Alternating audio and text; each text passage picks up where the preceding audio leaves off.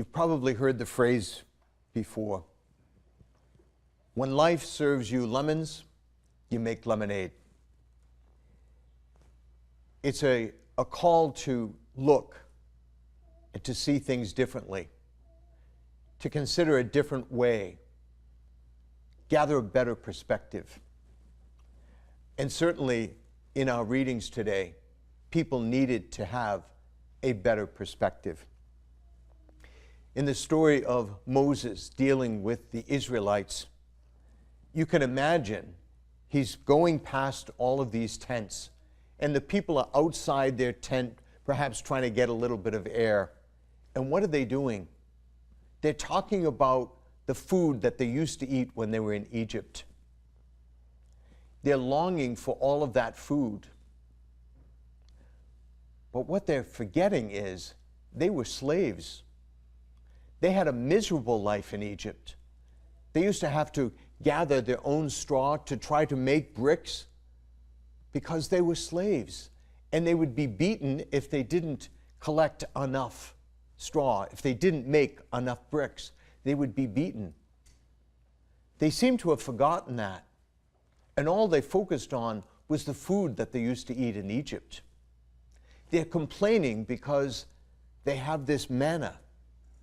Now, certainly eating something every day, the same food every day, for a whole year, you would get tired of it.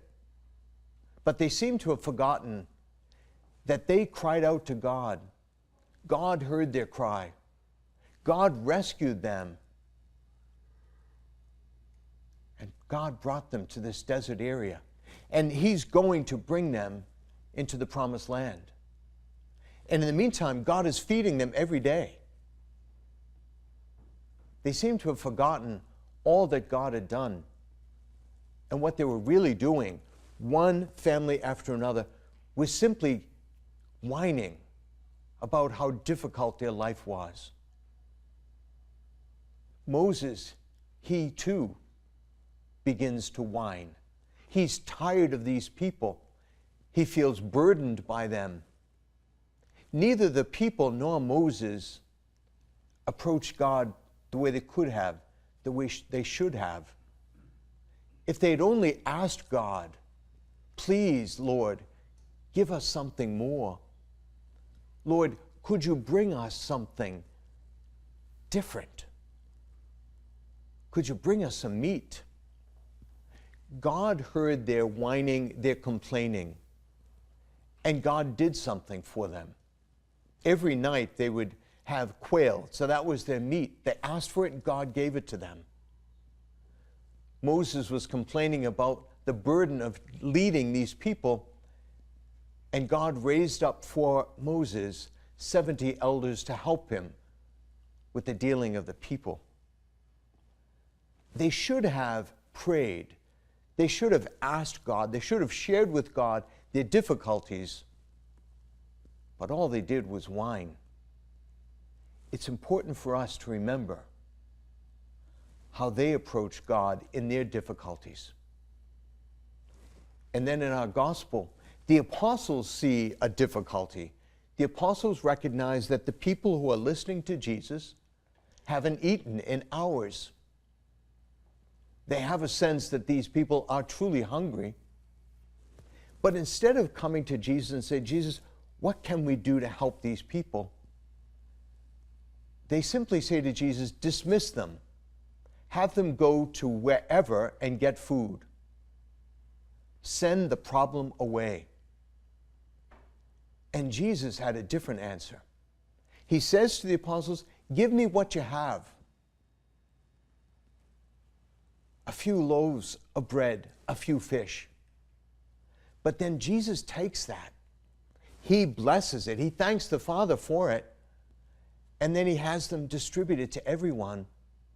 And there's so much more than they need. People are able to take food home with them. Jesus responds in abundance to the need of the people. But the apostles, they too could have gone to Jesus in a different way. They could have said to Jesus, this is what we have. Can you help us? But but they wanted the problem to just go away. Sometimes in our lives, when things are difficult, that's how we pray. Lord, just deal with it. Just have this problem, this difficulty, whether it's a medical difficulty or a relational difficulty, whatever it is, just have it go away.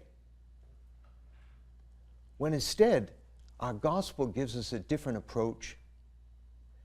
We need to come to Jesus with what we have, even if it's so limited.